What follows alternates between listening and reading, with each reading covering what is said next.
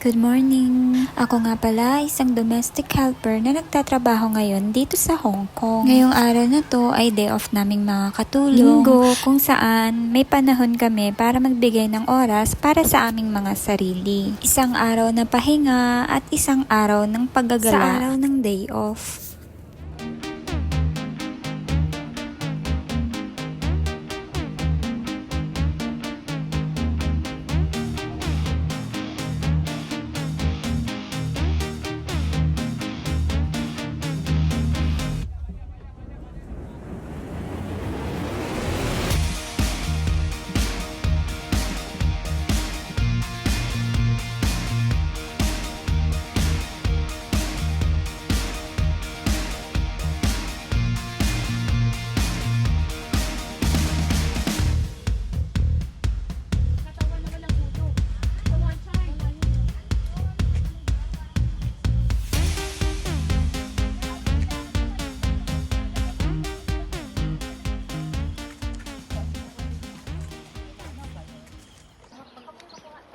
Hoy, may nasa likod nyo. Ang bilis.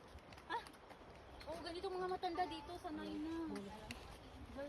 Solo natin yung daan eh. Biglang nagkaroon ng isa. Oo. Ang bilis ano? Nung pumunta kami ng ano, ng Lantaw. May naman siba o bayabas? Ubas ata yan. Tikman natin na sa ano. Hindi yan ano pakang... Hindi yan nakakain. Poison yan. Hindi, parang ano to. Tikman mo nga, be. Parang wild ano, yung berries, cherry. Huwag mong pipitasin. Huwag mong pipitasin. Sayang. Tabo. Nasaktan mo yung...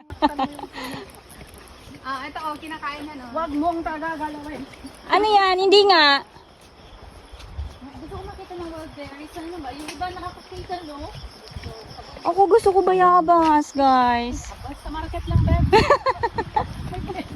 Oo, sa market. Next time, magdala ka ng bayabas.